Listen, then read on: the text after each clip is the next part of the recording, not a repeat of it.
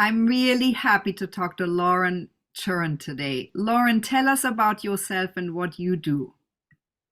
Well, I'm a mum of one and I'm a sole parent. So I live in Bristol in the UK, although not from England, I'm from Scotland. I run an organisation called Women of a Certain Stage, and we work with people around the world, work with employers around the world to help them become menstruation to menopause savvy and supportive. And that came about as a result of me leaving a job in my early 40s, thinking I had early onset dementia. And that was the first time in my life, really, that I realized that we are carrying so many different things that we juggle and we put masks on. And we actually can be quite disadvantaged if we don't have the right information and support. So, Women at a Certain Stage is set up to work with employers to help them make sure that women can successfully navigate the changes and challenges that their hormones can bring. But I just want to say really quickly that when I say women, we're talking about our transgender, non-binary and gender questioning people as well, who may also be managing periods and menopause as well. Thank you so much for that, Lauren. Lauren, tell us a little bit more about your journey. What did you do beforehand? When you obviously, from your own experience, you must have had perimenopausal symptoms, maybe brain fog that led to you believing that. How did you get into this? What trainings did you do? Tell us a little bit more about that. Sure. So if we take the clock right back, I went to university at 16 to do double maths and computing. And I came out of university with a degree in psychology. And little did I know back then that that was really the beginning of my interest in supporting people to perform at the highest level throughout all of my careers. So from there, I have done multiple qualifications and trainings in anatomy and physiology, spinal and knee rehabilitation.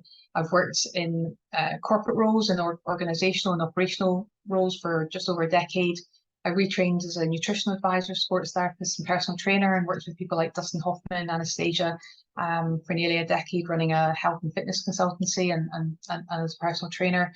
And then I retrained again in project management and ended up being quite senior in financial services as a head of transformation for one of our the world's largest building society. And that was the point at which I noticed that my confidence, my self-esteem, my ability to really believe in myself started to fall through the floor.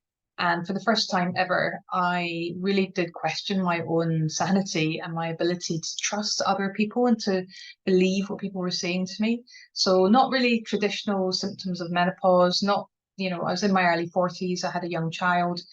I just didn't know what was going on. And that ability to recall and retain information, and especially as I worked in regulatory and compliance change, where it's lots of complex information, my job was really to break it down to bite-sized chunks so that people could deliver projects and programs. And I got to the point where I was really not believing that I was capable of doing that anymore. So I left my job thinking I had early onset dementia. And it was 3 months later that my doctor actually turned around and told me I'd gone through menopause. So we think that I skipped perimenopause. We think I went straight from having my son at 37 straight into menopause. And I think what's important about that is I fed my son for a year and then I was on contraception. That meant I didn't have a bleed. So I didn't know when my periods actually stopped, but they never came back to my awareness. I've never had another period after I had my son. So there's a good chance that I went straight from having my son into menopause. And it was just the combination of a senior role, being a sole parent, having a child that was quite ill at the time, being in the children's hospital, and perhaps just all of that put together was enough to just say to my hormones, time out, we're stopping now, we've had enough. But that was the moment that I realized that if I didn't know what menopause was, and I'd studied so much in human performance, anatomy and physiology and psychology and personal training and nutrition, all of these things, then maybe there were other people out there that also weren't sure. So that's when I started talking to other people and bring them together to find out what I didn't know, and have then done multiple trainings over the last 10 years to build that knowledge up and stay current. Lauren, what a fascinating background you have. Thank you for explaining it. I'm wondering, Lauren, what do you think motivates you most? Helping others. just helping others. And I think one of the key things for me, I've always been very active and very physically fit. And one of the things that happened during menopause was I started getting injured. And for reasons that were really not apparent at the time, bearing in mind I've got a background in personal training, sports therapy, I was like doing what felt like normal exercising. It felt like I was eating well, but the reality was, I was eating wrong and I was doing the wrong types of exercise for me at that time in my life. But because I didn't know what I was going through, I wasn't able to course correct on that. So I'm really passionate about helping other people be the very best version of themselves, and for people to have that incredible self-belief and to know that they're entirely amazing, that they can do whatever they set their minds to, by surrounding themselves with the right people, the right information. And that for me is probably what gets me out of bed in the morning. I love that, Lauren. I wish I had had access to you a while ago. Lauren, what do you think are your top qualities? You have done so many different things. And so, what do you think are the things you bring to the table now? I think that, I was talking to someone earlier on today, and I think one of the key things for me really is having that self-confidence and self-belief. That was what I lost during menopause. And I didn't even know I had it before I lost it. And I think, when my company partners with other organizations to go into schools to help girls understand what their period is, what their menstrual cycle is all about, what's positive menstrual health and what's not, so that they can learn from an early age when to ask for help and support, so that they're not disadvantaged or handicapped from a young age when it goes through education or it goes through, applying for further education or their first job. I want to make sure that, people have that information. So qualities, I'm tenacious. I don't give up. I don't know if we can overlap qualities with values, but integrity is my number one value. I think for me, doing what's right, no matter who's looking or not, is really important. And the other thing that's been hard learned is to not compare myself to anyone else, just to stay in my own lane and do what I believe is right. And, check in, be surrounded by great people who can help me grow and develop, but equally not to compare myself with anybody else, because there's no one right way to do anything in life, and we all find our own path. Yeah, thank you for saying that. I think that's very important. Lauren, what are you most proud of? My son. Yeah. Most of the time, yeah, no, my son. Lauren, and I understand you work with companies on exactly those issues, how to make the workplace more a place where women have the flexibility when they go through menopause or perimenopause to make space for them, so we don't use large amounts of numbers of women in sort of midlife, which is still the case now. So what would you do differently? What is there a blueprint that we can have in this day and age, or we still don't have that? Where are we at with that?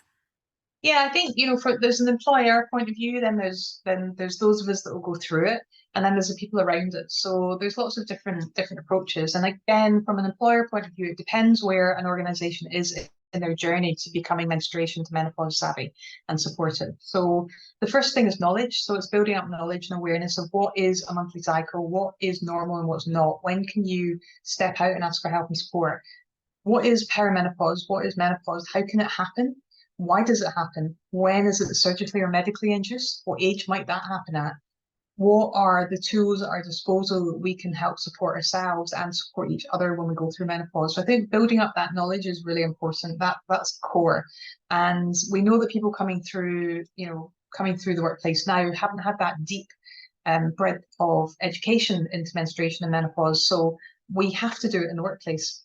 And once we get that awareness in place, then we can put the right support structures and the right mechanisms, because we're not talking about giving people loads of time off, although we might be. We're not talking about special dispensation, although we might be.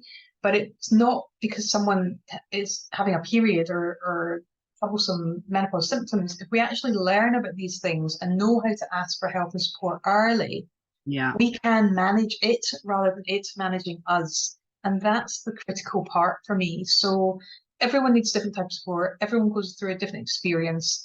But the knowledge is the first place. The second place is making sure that within organizations, we understand where our help and support come from. Do we have signposting to assistance programs? Do we have private medical, our occupational health, our human resources, our people, and our line management all trained to recognize signs and symptoms?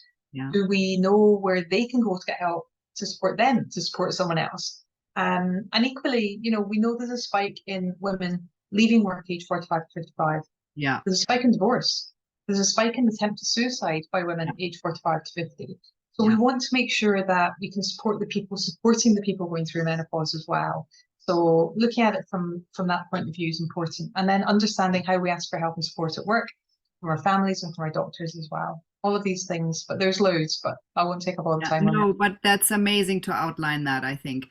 Lauren, and what top tips would you give to a woman who feels exactly in that point right now? She has a job and she feels she's not managing.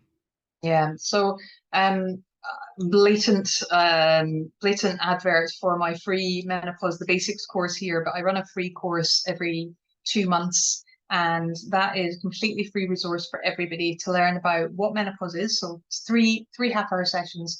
Day 1 is what menopause is, ages, stages, definitions, and symptoms. Day 2 is how to successfully navigate menopause, which I'll tell you about a bit more in a minute, because I think that's the crux of all of it.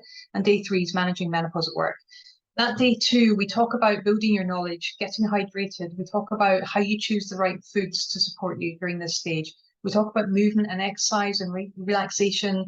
We talk about rest and sleep, relationships and boundaries, and how all of this, all our self-care and our sleep plays into our experience of menopause. And as women and people going through menopause, we're so good at looking after everything and everybody else. Often we can neglect ourselves. So a big part of it is about going, do you know what? We're incredible. And getting us to reflect and think, we've achieved so much while we've had a monthly cycle. What can we actually achieve now as we're going through this phase of life? Because we're rich in skills, knowledge, and experience. And reminding people of that, I think, is really important as well. But getting your lifestyle factors in place, getting knowledgeable about menopause, and then asking for help and support, because that is a sign of strength. And the sooner you can get that in place, the sooner you can flourish and sail through your journey through menopause. Thank you so much for that feedback, Lauren. Lauren, so what is in store for you? What are the plans and goals you have for your future for the next years?